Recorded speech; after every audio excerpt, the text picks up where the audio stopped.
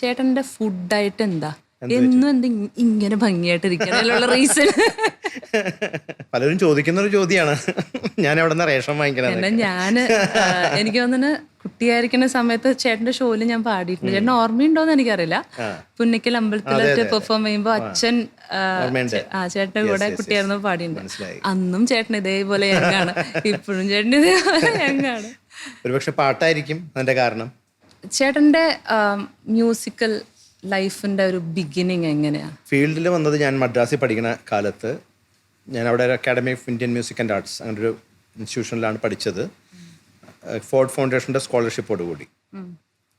അപ്പോൾ എൻ്റെ അവിടുത്തെ main director founder TV Gopalakrishnan സാറാണ്, പത്മഭൂഷൺ TV ഗോപാലകൃഷ്ണൻ സാർ. അപ്പോൾ അദ്ദേഹത്തിൻ്റെ അക്കാഡമിയിൽ പഠിക്കുമ്പോൾ ഒരു മ്യൂസിക് ഡയറക്ടർ, അയാൾ അഡ്വർടൈസ് ജിംഗിൾസ് മാത്രമാണ് ചെയ്തുകൊണ്ടിരുന്നത്.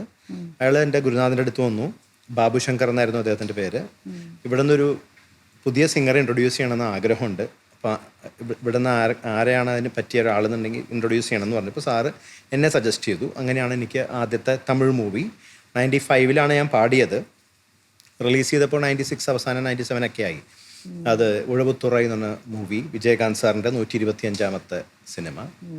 ചിത്ര ചേച്ചി ഞാനും കൂടി ഒരു ഡ്യുവറ്റ് ആയിരുന്നു, ഫസ്റ്റ് മൂവി സോങ്. അപ്പോൾ ചേട്ടന് കൊച്ചിലേ തുടങ്ങിയ ഒരു മ്യൂസിക് പാഷൻ ഉണ്ടായിരുന്നോ, അതോ റാൻഡംലി ഇങ്ങനെ, അതോ പാട്ടുകാരനാവണം എന്നുള്ളൊരു? പാട്ടുകാരനാവണമെന്ന് കുട്ടിക്കാലത്തൊന്നും ഇങ്ങനെ ഉണ്ടായിരുന്നില്ല, അലിഞ്ഞു തിരിഞ്ഞ് നടക്കുമായിരുന്നു. അങ്ങനെ ഒരു ചിന്തയൊന്നും മനസ്സിലുണ്ടായിരുന്നില്ല. ഒരു പ്രീ ഡിഗ്രി ഒക്കെ കഴിഞ്ഞപ്പോഴാണ് അങ്ങനെ ഒരു ചിന്ത മനസ്സിലേക്ക് കൂടുതലായിട്ട് വന്നത്. യൂണിവേഴ്സിറ്റി മത്സരങ്ങൾക്കൊക്കെ മത്സരിക്കാൻ പോയി കഴിഞ്ഞപ്പോഴാണ്, സ്കൂൾ യൂത്ത് ഫെസ്റ്റിവൽ, യൂണിവേഴ്സിറ്റി മത്സരങ്ങൾ അങ്ങനെയൊക്കെ പോയി തുടങ്ങിയപ്പോഴാണ് കുറച്ച് സീരിയസ് ആയിട്ട് എടുക്കാൻ തുടങ്ങിയത്.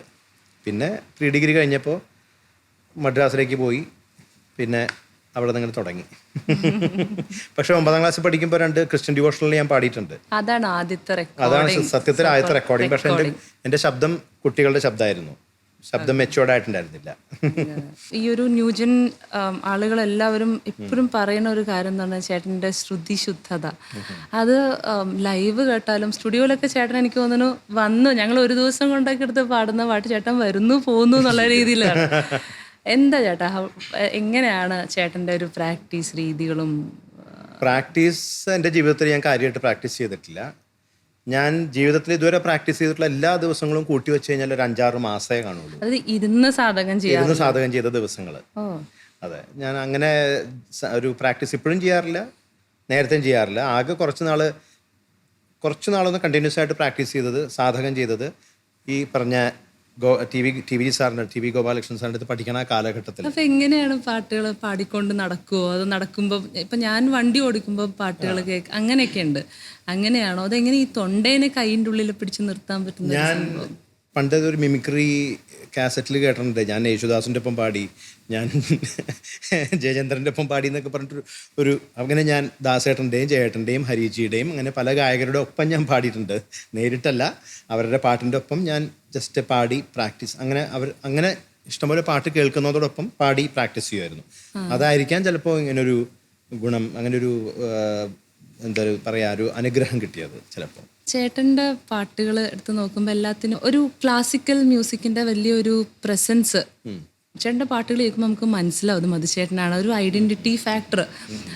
ഇപ്പോഴത്തെ ഒരു ന്യൂ ജനറേഷൻ മ്യൂസിക്കിൽ ഉണ്ടാവാണ്ട് കാണുന്ന പലപ്പോഴും അത് മിസ്സാവുന്ന ഒരു സംഭവമാണ്. സോ ചേട്ടനെ how do you see that? മാറ്റം എപ്പോഴും ഉണ്ടാവുമല്ലോ. ഒരു പണ്ടും പറഞ്ഞ പോലെ നല്ല പാട്ടുകളും ചീത്ത പാട്ടുകളും എന്ന് പറയും. ചീത്ത പാട്ടുകളല്ല, അത് സിറ്റുവേഷന് വേണ്ടി ഉണ്ടാകുന്നതാണ്. ഇന്നും അങ്ങനെ തന്നെയാണ്. പക്ഷെ ഇന്ന് പണ്ടത്തെ അപേക്ഷിച്ച് നോക്കുമ്പോൾ സിനിമയിൽ സംഗീതത്തിൻ്റെ ഒരു ഇമ്പോർട്ടൻസ് കുറഞ്ഞു വരുന്ന പോലെ തോന്നുന്നുണ്ട്. ഇപ്പോൾ തന്നെ ഒരു പാട്ടുണ്ടെങ്കിൽ തന്നെ ചിലപ്പോൾ ഒരു പല്ലവി അനുപല്ലവി ആയിരിക്കും. പല പാട്ടുകളും അങ്ങനെയാണ്. പല പടങ്ങളിലും പാട്ടിലില്ലാണ്ട്, പല സിനിമകളിലും പാട്ടില്ലാണ്ടായി തുടങ്ങി. പിന്നെ അവസാനം ഹോളിവുഡ് സിനിമയിൽ നമ്മൾ സിനിമ കണ്ടു കഴിയുമ്പോൾ, ഇംഗ്ലീഷ് സിനിമ കണ്ടു കഴിയുമ്പോൾ അവസാനം ക്രെഡിറ്റ്സ് എഴുതി കാണിക്കുമ്പോൾ ഒരു 5-10 പാട്ടുകളുടെ ലിസ്റ്റ് അതിൽ കാണാം. പാടിയ ആൾക്കാരുടെ പേരും അതിൻ്റെ പുറകിൽ വർക്ക് ചെയ്ത ആൾക്കാരുടെ പേരുകളും കാണാം. പക്ഷേ സിനിമയിൽ പാട്ടുണ്ടാവില്ല. ചിലപ്പോൾ കുറച്ച് നാൾ കഴിയുമ്പോഴത്തേക്കും ആ ഒരു രീതിയിലാവും. അത് സെപ്പറേറ്റ് ആൽബം സിനിമയുടെ പേരിൽ അങ്ങനെ ആവാൻ ചാൻസ് ഉണ്ട്. പക്ഷെ ഇന്നത്തെ കാലഘട്ടത്തിൽ സിനിമാ സംഗീതത്തിനെ ആശ്രയിച്ച് ഒരു ഗായകനോ ഗായികയ്ക്കോ ജീവിക്കേണ്ട കാര്യം സത്യത്തിൽ ഇന്നില്ല. അതിൽ പാടിക്കഴിഞ്ഞാൽ ഫെയിം പെട്ടെന്ന് ഉണ്ടാവും. അത് വളരെ നല്ല കാര്യം. പക്ഷേ അതുകൂടാണ്ട് ഇഷ്ടംപോലെ സോഷ്യൽ മീഡിയ, അതെ, യൂട്യൂബ് ചാനൽ, സിംഗിൾസ് സ്വന്തം യൂട്യൂബ് ചാനൽ. അതെ, ഇപ്പോന്ന് പറഞ്ഞു കഴിഞ്ഞാൽ എക്സ്പോഷർ ഒരുപാടാണ്. ഇത്രത്തോളം ഒരു ക്ലാസിക്കൽ അല്ല, ഡിവോഷണൽ സോങ്സ് പാടിയിട്ടുണ്ട്. ഒരു എണ്ണം വല്ലതും എടുക്കാൻ പറ്റുമോ? ഡിവോഷണൽ സോങ്സ് നോക്കുകയാണെങ്കിൽ ഞാൻ മലയാളം, തമിഴ്, തെലുങ്ക്, കന്നഡ, തുളു, സൗരാഷ്ട്ര, സാൻസ്ക്രിറ്റ്, അങ്ങനെ പല ഭാഷകളിലും വെച്ച് നോക്കുകയാണെങ്കിൽ 10,000-ൽ കൂടുതൽ പാട്ടുകൾ പാടിക്കഴിഞ്ഞു. ഈ അടുത്ത് നമ്മൾ വിക്കിപീഡിയ നോക്കിയപ്പം ഇപ്പോഴും ഞാൻ ചേട്ടൻ്റെ ഒരു മുമ്പ് വിക്കിപീഡിയ തെറ്റാണ്. എൻ്റെ വിക്കിപീഡിയ ആരോ കയറി എഡിറ്റ് ചെയ്ത് കൊളവാക്കി വെച്ചിട്ടുണ്ട്. ഇപ്പോഴും അത് 40 മൂവീസോ 40 പാട്ടുകൾ പാടിയിരിക്കണേ. പിന്നെ ഞാൻ വിചാരിച്ചത് അങ്ങനെ കിടക്കട്ടെ എന്ന്.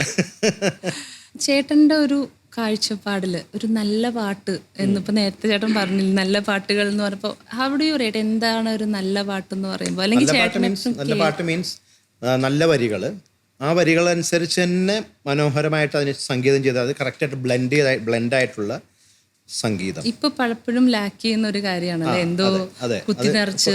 വല്ലപ്പോഴും നല്ല നല്ല പാട്ടുകൾ ഉണ്ടാവുന്നുണ്ട്, പലരും നന്നായിട്ട് ചെയ്യുന്നുണ്ട്. പിന്നെ സംഗീത സംവിധായകർക്ക് ഒരു സ്വാതന്ത്ര്യമില്ലാത്തൊരു കാര്യമുണ്ട്, ഒരു സംഭവമുണ്ട്. അതിൻ്റെ പ്രൊഡ്യൂസറോ ഡയറക്ടറോ വന്നിട്ട് പറയും ആ പാട്ട് പോലെ ഈ പാട്ട് ചെയ്യാൻ പറയും, വേറൊരു പാട്ട് ഹിറ്റായ ഗാനം പോലെ ഇത് ചെയ്യണം. അപ്പോൾ അവർക്ക് ഒരു സ്വാതന്ത്ര്യം നഷ്ടപ്പെടുകയാണ്, അപ്പോൾ അവരതിൽ ലോക്കാവും. അതെ, അതാണ് പ്രശ്നം പലപ്പോഴും. പിന്നെ പാട്ടുകൾ നേരത്തെ പറഞ്ഞ പോലെ പാട്ടുകൾ ഇമ്പോർട്ടൻസ് കുറഞ്ഞു തുടങ്ങി. ഇപ്പോൾ ചേട്ടൻ്റെ ഒരു മ്യൂസിക്കൽ ലൈഫിൽ ഓർത്തിരിക്കാൻ പറ്റുന്ന വല്ല കഥകളോ അങ്ങനെ എന്തെങ്കിലുമൊക്കെ ഉണ്ടോ കേൾക്കാൻ?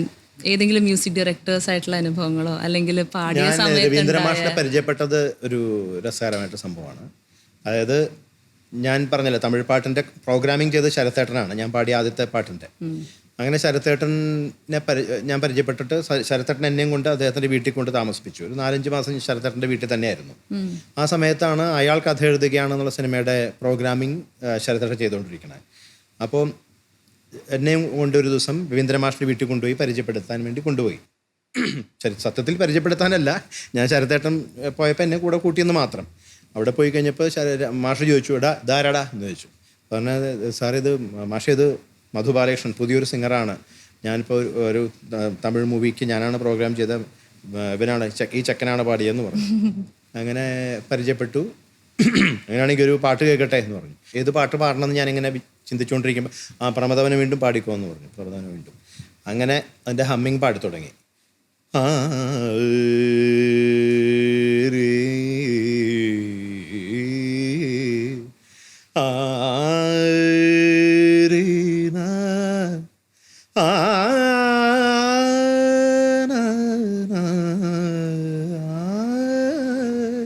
അതുവരെ മാഷിങ്ങനെ സിഗരറ്റ് വലിച്ചുകൊണ്ട് കേട്ടോണ്ടിരിക്കുകയായിരുന്നു.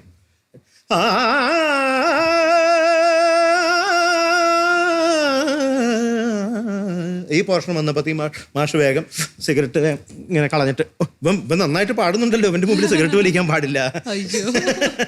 അതൊരു വലിയൊരു മൊമെന്റ് ആയിരിക്കും. അതെ അതെ. അപ്പൊ അങ്ങനെ സിഗരറ്റൊക്കെ കളഞ്ഞിട്ട് തിരിച്ചു വന്നിട്ട് പാട്ട് കേൾക്കാനിരുന്നു.